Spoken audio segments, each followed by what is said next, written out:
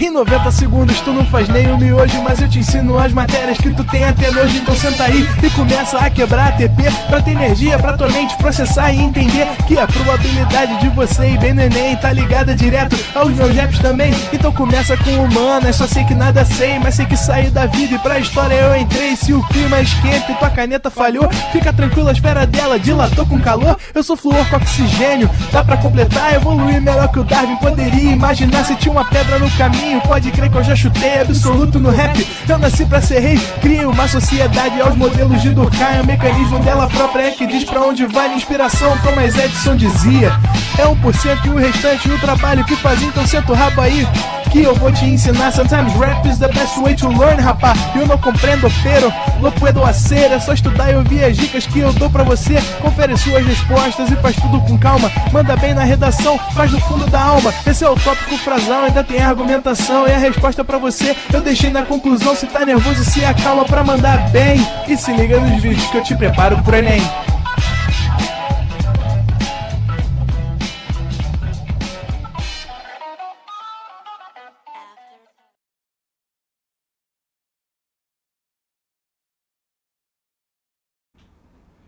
Estamos ao vivo, estamos online, ó. Salve, galera do Pro Enem, pedindo bênçãos às entidades do templo para falar com vocês sobre aquela semaninha revisão importantíssima para restabelecer, reconectar os neurônios ali, fazer um privilege de tudo aquilo que nós já tivemos.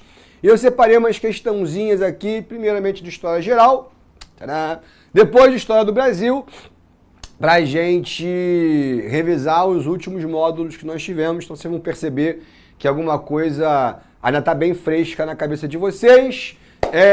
Pra tu ver que eu não faço por vocês, estou aqui e não no Maracanã, né? Tá lá, Leandrinho, daqui a pouco ele vai mandar uma mensagem me sacaneando. Mas também depois a gente vai voltar ao normal e eu vou conseguir voltar a ver o meu irmão no Maracanã. Tá feliz, Jean? Ah, bastante. Pô, tô vendo, hein? Caraca. Chegando, hein? Quanto tempo você não viu o Vasco ganhar tantos jogos seguidos? 2. Não, mas eu até vi o jogo ontem. Foi, pô, mó golaço. Canhota do... Esposa. Foi esposa? Foi esposa. Ah? Então, beleza. Então é o seguinte, galera. Vamos começar falando, então, primeiramente, se eu não me engano, de Revolução Francesa, não. Um pouquinho mais anterior. Então, considere o texto abaixo sobre o livro A Utopia, do escritor inglês Thomas Morrows.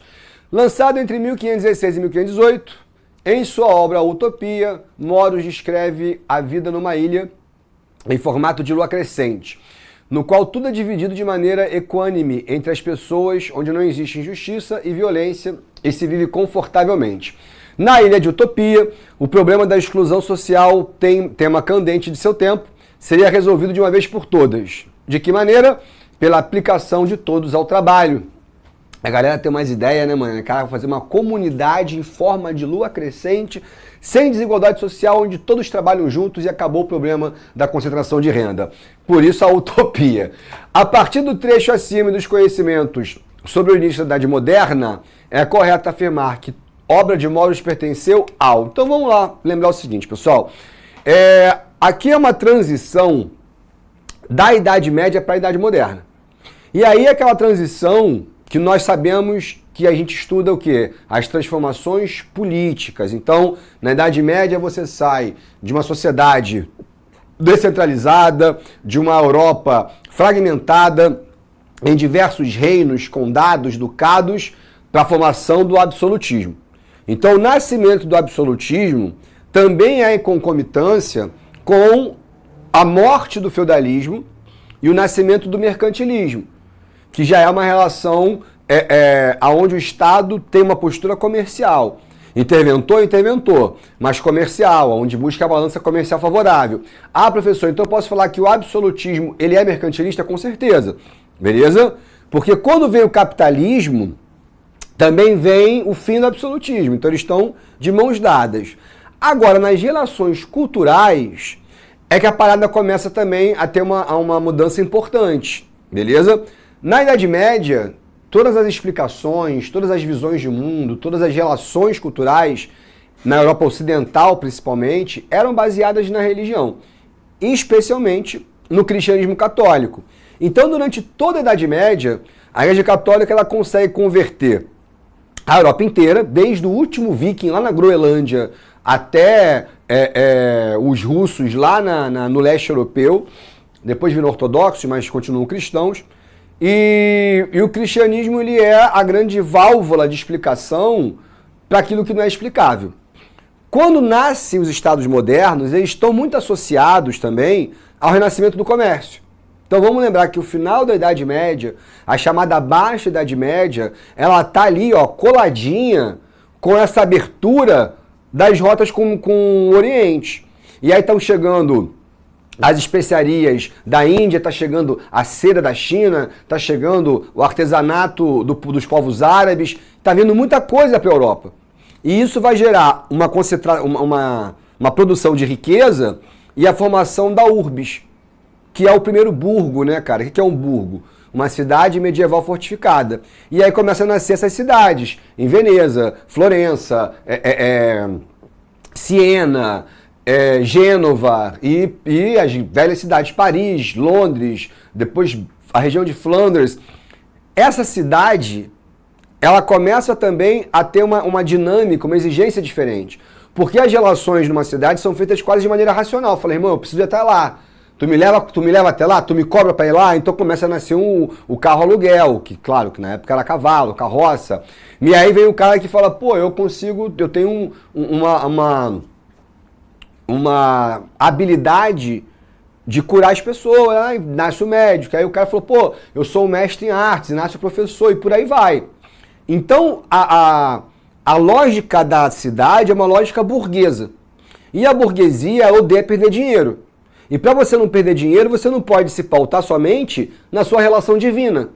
Você tem que ter um pensamento racional, um pensamento crítico. E por isso, cada vez mais se favorece a inteligência, cada vez mais se favorece a universidade. É ali que elas surgem, inclusive. Já tem as primeiras universidades na África, no Mali e nos reinos árabes. E também começa a chegar essas universidades na Europa. Coimbra, Salamanca, Universidade de Paris, e por aí vai. Cambridge, Oxford. Então, cara, qual vai ser a capacidade na modernidade mais admirada da humanidade? Não é mais o espada, não é mais o cavaleiro, não é mais o rei. É a capacidade intelectual. Porque as primeiras inovações, como por exemplo a descoberta que o mundo é redondo, a ideia do heliocentrismo, que todos giram ao redor do Sol, do movimento elíptico dos astros, que giram em torno do seu próprio eixo, os estudos da estrela com Copérnico, com Galileu, com toda essa galera, e o avanço da medicina, e a literatura também muda, com Dom Quixote em Cervantes, as obras de Shakespeare na Inglaterra, a obra de Maquiavel na Itália, e Tomás Moro, como vocês podem observar, na Inglaterra, junto com Shakespeare. Eles são contemporâneos. Acho que o Tomás Moro é um pouquinho depois, mas acho que eles são contemporâneos. Mas enfim, o que eu quero dizer é que agora é o renascimento cultural. E o que é o renascimento cultural? É uma ruptura com aquele pensamento místico da Idade Média, é uma crítica aquele teocentrismo medieval, onde todas as explicações são concentradas na divindade cristã, ou seja, é a vontade de Deus, ou, no máximo, a tentação do capeta, se ligou? Para uma profissionalização, uma racionalização da ciência, uma valorização do racionalismo. Então, se a gente está falando de século XV e XVI, galera, olha lá, século XV, século XVI, a gente não pode falar de iluminismo, se ligou? Porque o iluminismo é um movimento do século XVIII. Então a gente pode falar de renascimento. Aí você já vai o quê? Eliminar essa primeira resposta. Mas deixa eu dar uma golinha aqui que a minha garganta tá seca. Por favor, Renan.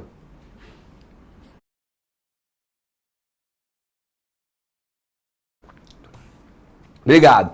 Então olha só, o iluminismo europeu foi publicado em um contexto do absolutismo inglês, em que o clero católico possuía privilégios. Pô, na Inglaterra, o clero católico, tu sabe que na Inglaterra a igreja é anglicana, eles já são protestantes, se ligou? Iluminismo, movimento intelectual do século XVIII, a gente está no século XVI, então você não pode marcar. É Renascimento? É Renascimento. Então vamos lá. Renascimento Europeu foi publicado no contexto do republicanismo inglês. Puta, aí fica feio, né, cara?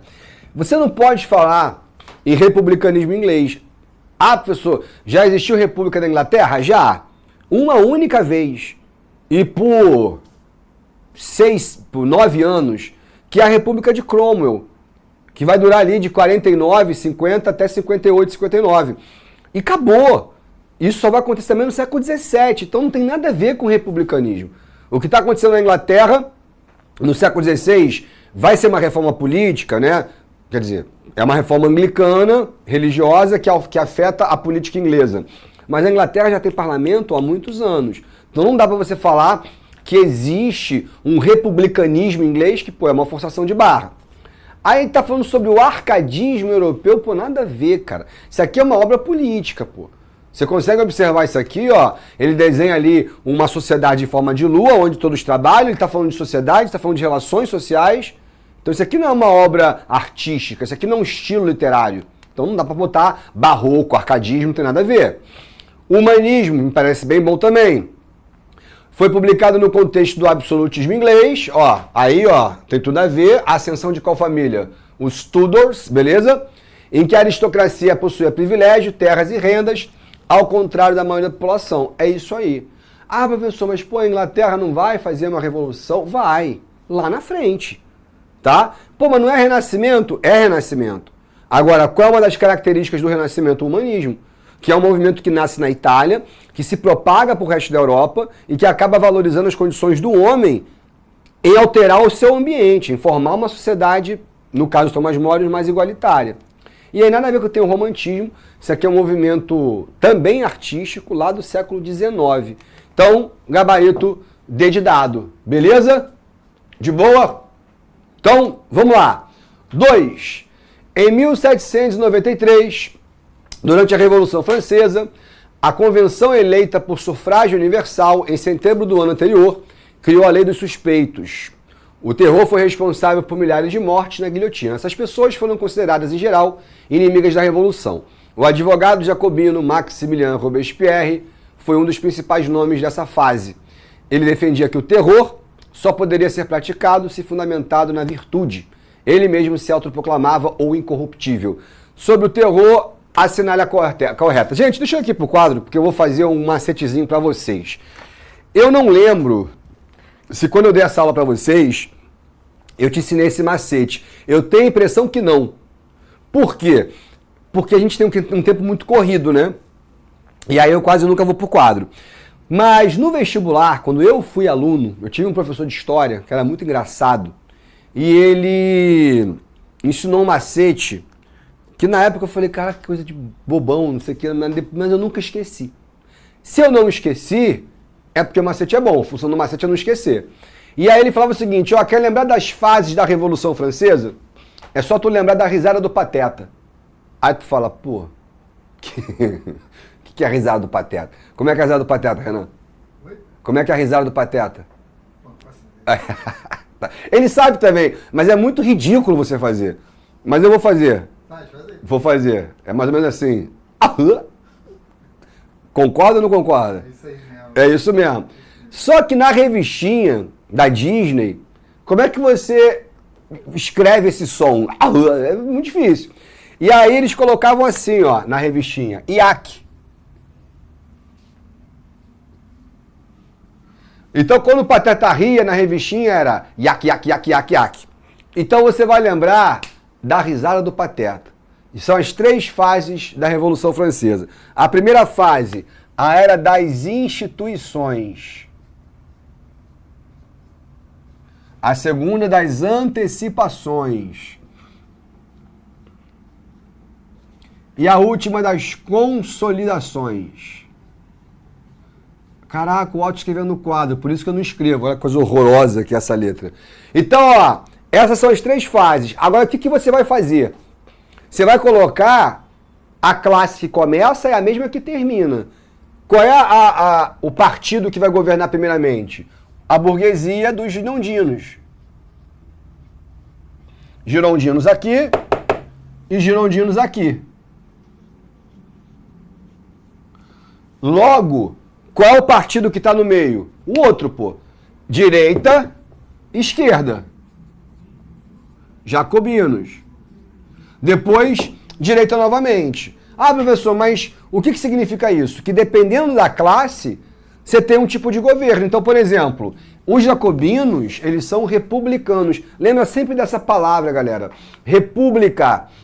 O que é república? Aquilo que é do público, aquilo que é do povo. Então, se é uma esquerda popular, eles são republicanos. O voto é universal. As reformas vão ser sempre feitas para o povo. Reforma agrária, lei do preço máximo, abolição da escravidão. Então, onde é que está a parte mais popular da revolução? Está aqui. Aqui é o povo no poder. Agora, quando tem a burguesia, aí o voto é o quê? É censitário. Aqui é uma monarquia constitucional e aqui é um diretório, mas é um governo que também não deixa o povo votar, voto censitário, não tem lei de preço máximo, não tem reforma agrária. O slogan dessa galera não era liberdade, igualdade e fraternidade. Era liberdade, igualdade e propriedade. E aí o que você vai lembrar como a fase mais violenta? A fase dos jacobinos. E é aqui que a gente vai ter o chamado terror. Então, vamos recordar. 1789, beleza? A França na miséria total, meu irmão. Inflação generalizada, dívida externa, fome, caos. O povo foi lá, derrubou a Bastilha, pegou, capturou o rei e a rainha e obrigaram a fazer uma declaração, chamada Declaração dos Direitos do Homem e do Cidadão. Show? Só que aí a burguesia pegou o poder para ela.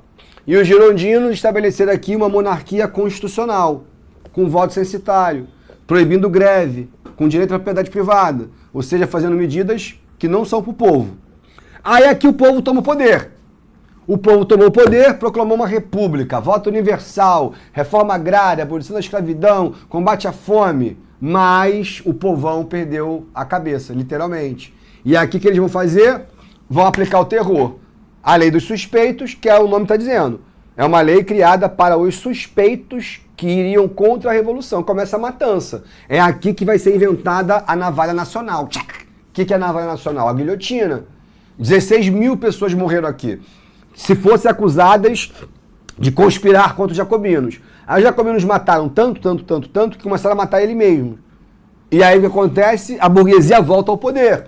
Aí volta o voto censitário, a propriedade, acabam com as reformas populares. E no final disso tudo, quem resolve o problema? Napoleão Bonaparte, beleza? Então, vamos voltar para a questão aqui, para a gente ver como é que funciona. Sobre o terror, é correto afirmar que foi praticado para proteger os chamados bons cidadãos franceses, o que era plenamente compatível com os princípios revolucionários de liberdade, igualdade e fraternidade. Bom, quem seriam os bons cidadãos? Vamos deixar isso aguardado.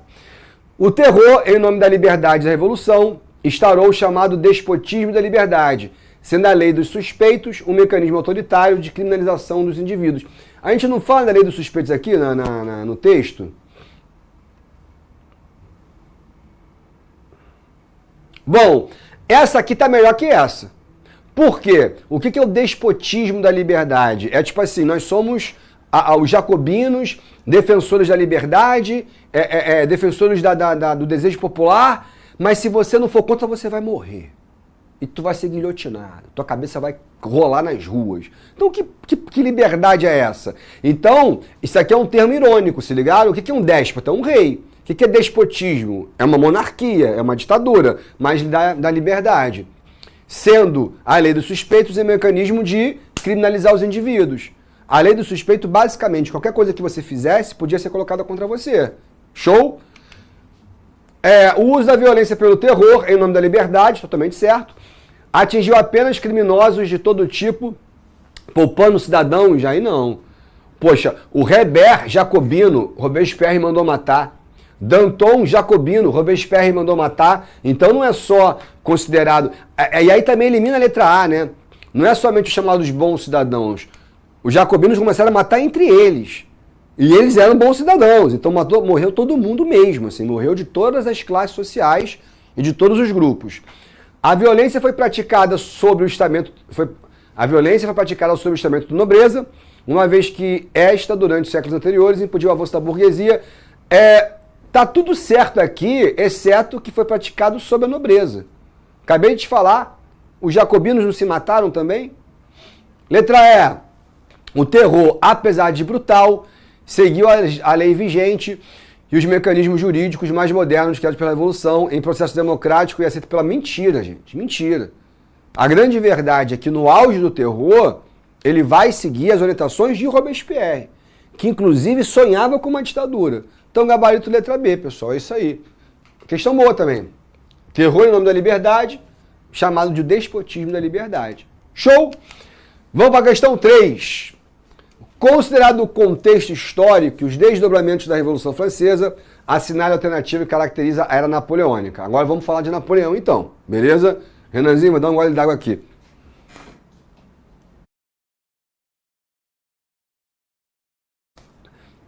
Valeu. O pessoal não entende porque eu peço para beber água para desligar o microfone, assim, senão vocês vão sentir escutar um barulho de água escorrendo pelo meu esôfago, que não é nada agradável. Então eu falo, Renan, ele abaixa. Galera, primeiro, o que você tem que saber de Era Napoleônica, galera? São 3 coisas só. Primeiro, o golpe do 18 Brumário, beleza? O que foi o golpe do 18 Brumário?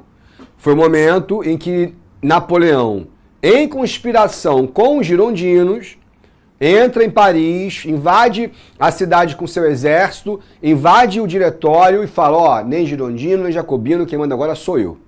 E aí o golpe do 18 Brumário é um golpe armado, mas é uma intervenção para acabar com aquela briga entre esquerda e direita, aquela loucura, toda hora golpe sobre golpe, tentativa de assassinato e conspiração dos iguais. E aí Napoleão chega e falou assim, o pai chegou, agora para. E vai parar. Aí vem a primeira fase dele como cônsul. Reformas econômicas, lembram disso? Vai gerar emprego, vai fazer obra pública, vai fazer paz com a Inglaterra e com a Áustria pela primeira vez em anos.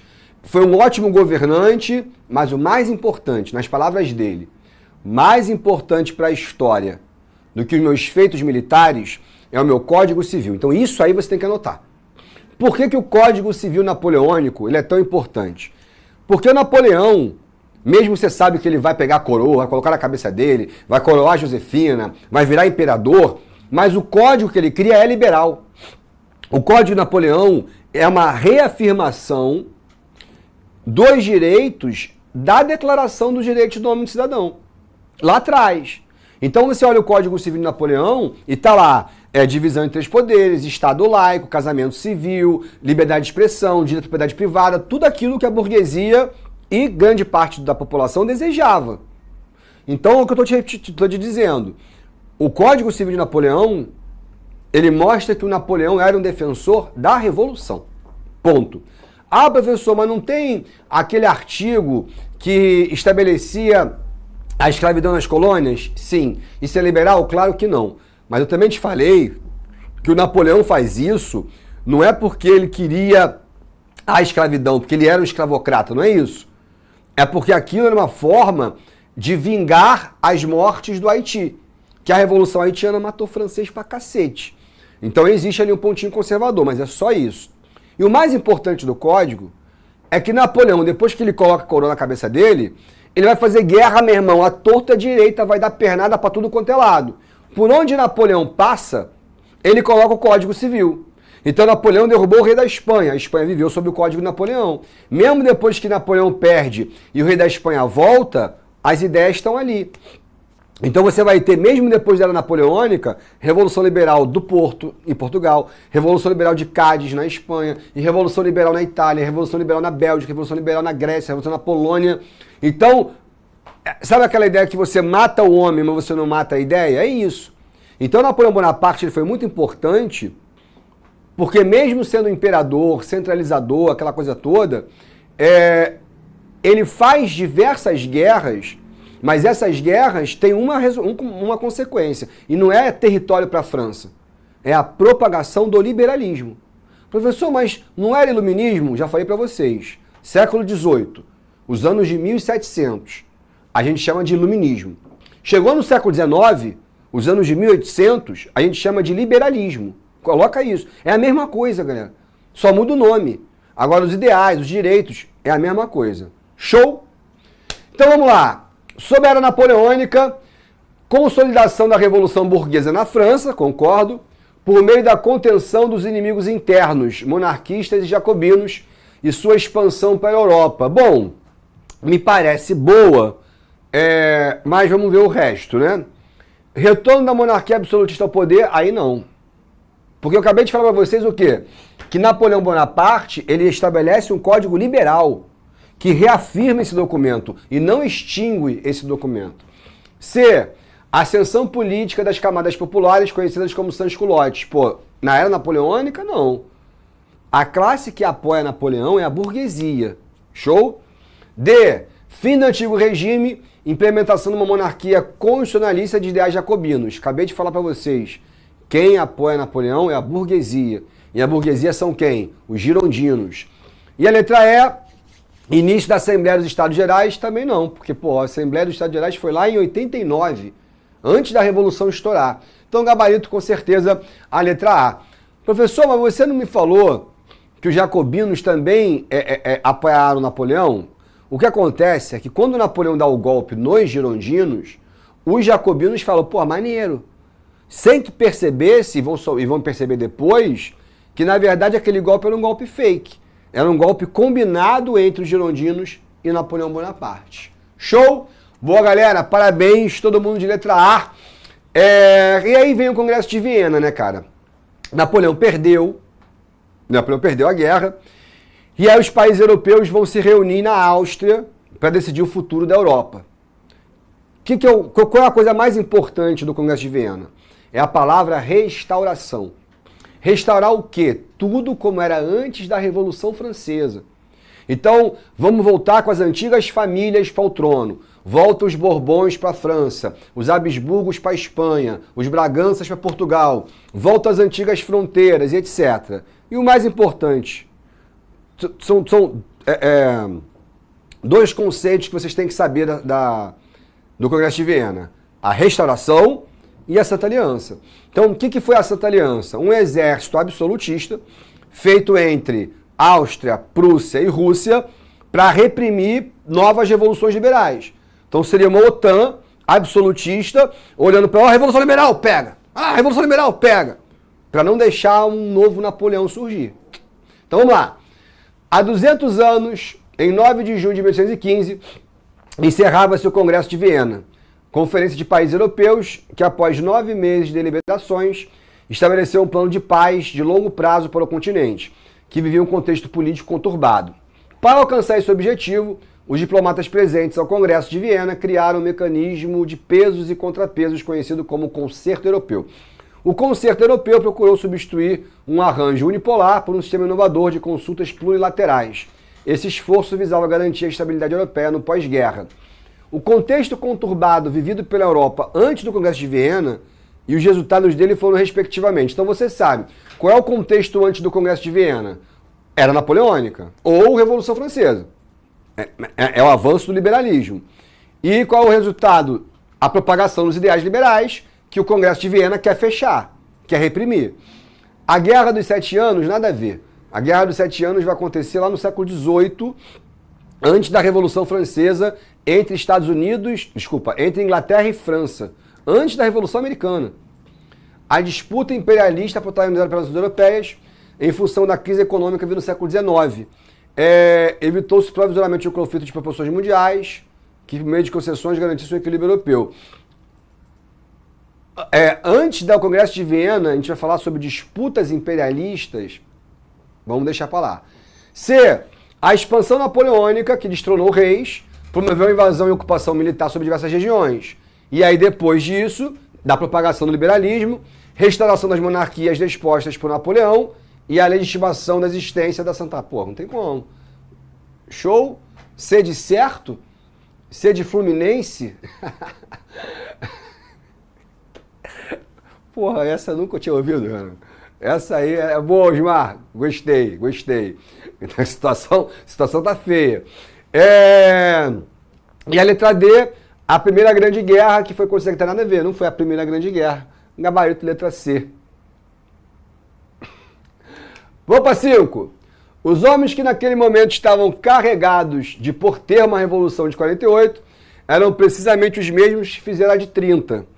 O que distinguia ainda entre os acontecimentos que sucederam nos últimos 60 anos na França foi que ela não teve por objetivo mudar a forma, mas alterar a ordem da sociedade.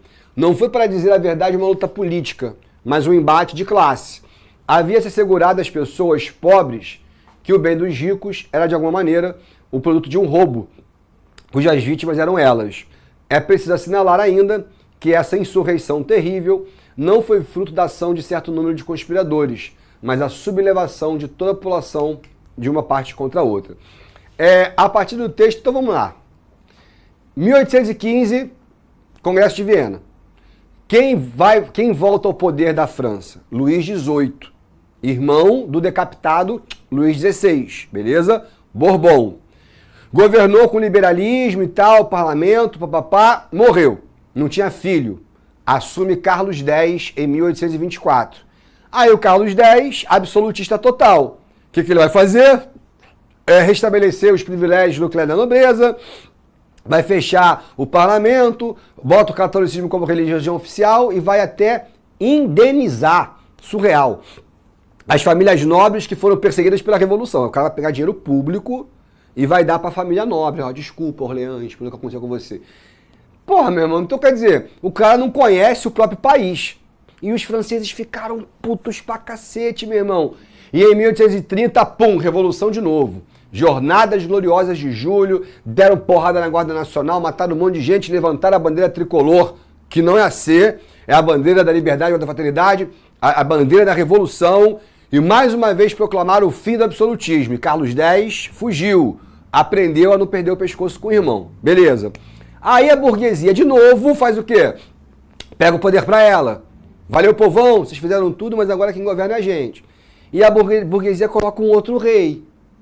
Poxa, eu já não te falei que o povão quer república? Mas aí fizeram mais uma monarquia constitucional, com voto censitário, mesma coisa, que é o Luís Felipe de Orleans. 18 anos de governo, meu irmão, miséria total. É aí que o livro Os Miseráveis não vai ser escrito ali, mas o livro ele escreve sobre esse período, que é a falência do Estado francês, e aí a revolução de novo. Só que dessa vez o povo não vai ser bobo. E aí o povo vai querer fazer o quê? E vai proclamar uma república com voto universal, com liberdade de expressão, vão abolir de novo a escravidão, tudo volta de novo. É a aula que eu falo, a aula do novamente, porque tudo vai repetir-se novamente. E aí a França vira uma revolução. Agora, importante também, em 48, é a gente lembrar que o que acontece na França é a primeira peça de um dominó que vai derrubar diversas monarquias absolutistas por toda a Europa. É uma onda de revoluções liberais, chamada de quê? Chamada de quê? Onda de revoluções liberais em 48. Vou dar um gole na minha água para vocês me responderem.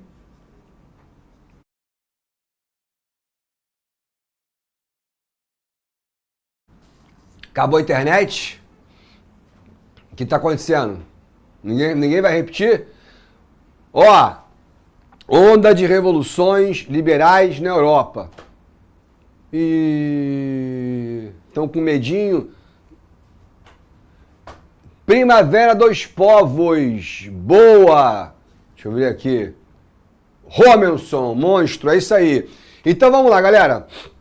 A revolução limitou-se em 48 a apelos políticos, no sentido de a classe burguesa, líder do movimento, atrair as classes populares para a luta contra o absolutismo de Carlos X. Mentira. Isso aqui acontece em 1830. 48 é o povo derrubando um rei burguês. B. A Revolução de 48, liderada pelos mesmos homens de 30, isto é, a classe burguesa, tinha como maiores objetivos a queda de Luís Bonaparte. Mentira. 48 é a queda de Luís Felipe de Orleans. Luís Bonaparte é o cara que vai assumir, ele vai vencer as eleições de 48, que virou uma república, e lá depois ele vai virar Napoleão III, lembram disso? C. A Revolução de 48, influenciada pelo socialismo utópico, significou a luta entre classe burguesa, líder da Revolução de 30, e as classes populares, que cada vez mais organizadas, na campanha dos banquetes e nas barricadas, forçaram a queda de Luiz Felipe. Me parece bem boa a letra C. D. Os líderes revolucionários de 48, os mesmos de 30, sob forte propaganda dos ideias liberais e influenciados pela luta política, convocaram e obtiveram o apoio das classes populares. Não, aí não. Porque olha, é o seguinte, o que o texto está dizendo? Que 30, quem lidera é a burguesia, o que também não está muito certo, mas tudo bem. A burguesia assume 30. Mas 48 é uma revolução do povo. Você ligou? E a letra E, o rei Luís Felipe, no trono da França, entre 30 e 48, está errado. Não, mentira, tá certo, foi mal. Em 30 ele assume, Carlos X assume, beleza. Foi derrubado por uma bem orquestrada luta política no parlamento? A luta política foi no parlamento? Não. A luta foi na rua, pô. Então, gabarito letra C. Como nós falamos, a Revolução de 48, influenciada pelo socialismo utópico, significou uma luta não só mais contra a monarquia, mas uma luta entre as próprias classes sociais, a burguesia e as classes populares. Vamos lá? Questão 6. Não causa admiração o fato de os historiadores falarem de uma Europa bismarckiana. Em todos os estados europeus, a questão das relações com o Império Alemão está no centro das preocupações dos homens de governo. É para Bismarck que todos olham. Dentre as principais características políticas do governo desse influente líder alemão, a que mais se destacou foi... Então vamos lembrar que essa questão, não lembro do gabarito, mas me parece fácil. Bismarck, vovô, lembra? Otto von Bismarck, foi chanceler da Prússia de 1862 até 1887. Foi um longo período, né? E ele era chanceler do Kaiser Guilherme I, da dinastia Hohenlohe, lá da Prússia, e ele que vai ser o grande maestro da unificação da Alemanha. Qual era o slogan do chanceler? A ferro e sangue. Se ele está falando a ferro e sangue, Bismarck está sendo bem objetivo. O que ele está defendendo? A industrialização, que a Prússia ainda não havia passado, e a guerra. E é o que ele vai fazer. Em 6, 8 anos, ele faz uma revolução industrial sinistra e silenciosa e secreta. E aí começa, vence a Dinamarca, pega 2 ducados, vence a Áustria, pega metade da Confederação, vence a França e pega a Confederação inteira e nasce a Alemanha. Então, qual é a política externa, a característica da política externa alemã de Bismarck? A guerra, sem dúvida alguma. Depois que ele vence a Alemanha, depois que ele vence a França, nasce a Alemanha, rouba para ele Alsácia-Lorena, agora Bismarck quer o quê? Agora ele quer terra. Ele sabe que ele precisa de ferro, manganês, petróleo, madeira, marfim, tinta, vidro, chumbo, tudo isso. E quando ele olha para o mundo, a América toda independente, a África e a Ásia com bandeirinha inglesa, francesa, belga, holandesa, portuguesa, espanhola, para tudo que é lado. E aí ele vai ser o grande organizador da Conferência de Berlim, lembra? A chamada Partilha da África. Então, a política externa de Bismarck sempre foi uma política imperialista. Uma política de ambição por novos territórios para enriquecer o país que ele acabou de criar, chamado German, ok? Vamos lá, galera. Dentre as principais características políticas, desestruturação da ideia de império. Botei no feminino. De império. Aí nada a ver, galera, olha só. Primeiro, o que ele faz é justamente o contrário. Ele vai aumentar e vai fortalecer o Império Alemão. É o segundo Reich. Lá atrás, na Europa moderna, o Sacro Império Romano Germânico era o primeiro Reich. Agora, a Alemanha que nasce com Bismarck é o segundo Reich. A República de Weimar só vai ser proclamada depois da Primeira Guerra Mundial. Construção de ampla política diplomática que proporcionou uma ausência de guerra a ferro e sangue. Tá de sacanagem, pô. Ausência de guerra. C.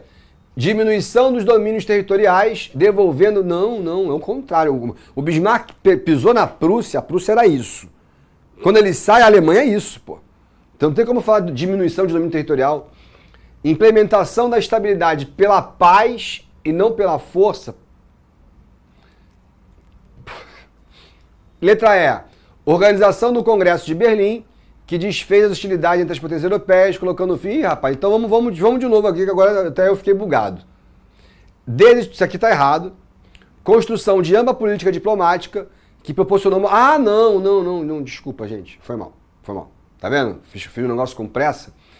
Construção de ampla política diplomática de guerra, que proporcionou uma ausência de guerra entre as potências nesse período. Aí sim, foi mal, gente, erro meu. Esse período é o que a gente chama de Belle Époque. É quando nós temos a Guerra Franco-Prussiana, em 1871, e a próxima guerra é só em 1914. É a Primeira Guerra Mundial. Então, esses 43 anos de ausência de guerra realmente é iniciado após a Guerra da Alemanha. Porque quando eu li aqui, proporcionou uma ausência de guerra, eu falei, pelo amor de Deus, a característica de Bismarck não é uma ausência de guerra. Ele governa a Alemanha, a Prússia, desde 1860. E vai fazer uma porrada de guerra. Mas depois da vitória contra a França, aí realmente é a Belle Époque. Então, gabarito letra B, com toda certeza. Foi mal aí, galera, beleza? Eu só li a primeira parte e resolvi ignorar o resto. Durante anos, os quenianos foram educados em inglês, desde a creche até a universidade. Não é complicado imaginar o quão difícil que deve ter sido para todas aquelas crianças. Sua educação em inglês provocava uma fratura entre a língua que usavam em suas casas e a língua que usavam nas escolas, com a qual conceitualizaram o mundo. Na atualidade, há toda uma geração de jovens quenianos que vivem entre dois mundos. Tem o domínio perfeito do inglês, mas a cultura majoritária do Quênia pós-colonial, na qual vive e trabalha, não é a fala inglesa. Assinale a alternativa que, segundo o texto, indica uma das principais consequências do colonialismo europeu, que você está olhando, né? Qual é uma das principais consequências? Alteração cultural, né? Intervenção linguística, regional, uma porrada de coisa. Imposição do conhecimento de várias línguas para a inserção de africano no mundo. É isso que eles querem? Inserir o africano no mundo globalizado? Pelo amor de Deus, não é isso. Precarização da educação formal que impossibilita a correta formação para o mercado de trabalho. Também não tem nada a ver. Que mercado é esse que você está querendo buscar? Não é uma ideia de precarização, mas de imposição de uma educação europeia, né? A negação por parte dos africanos de conceitualizar o mundo a partir das línguas... Os africanos que não querem usar suas línguas nativas. A experiência de intercâmbio promovida pelas antigas... É intercâmbio. Eu vou te escravizar e vou te chamar isso de intercâmbio.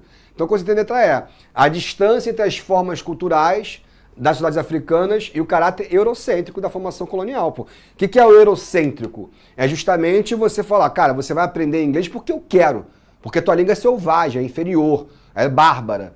Então você vai aprender da maneira que eu desejo. E isso aqui é um grande dos resultados imperialistas. Até hoje, né, cara? A gente olha para Marrocos, cara... Toda a população marroquina fala francês, e fala fluentemente, porque aprende desde criança. E assim, no Marrocos, na Argélia, no Mali, em Burkina Faso, toda aquela região que não se desvinculou do idioma colonial até os dias de hoje. Beleza? Valeu, galera. Fui. Até daqui a pouco. Assista nossas aulas a hora que você quiser. Vem com o Pro, o cursinho online que mais aprova no Enem. Assine em proenem.com.br.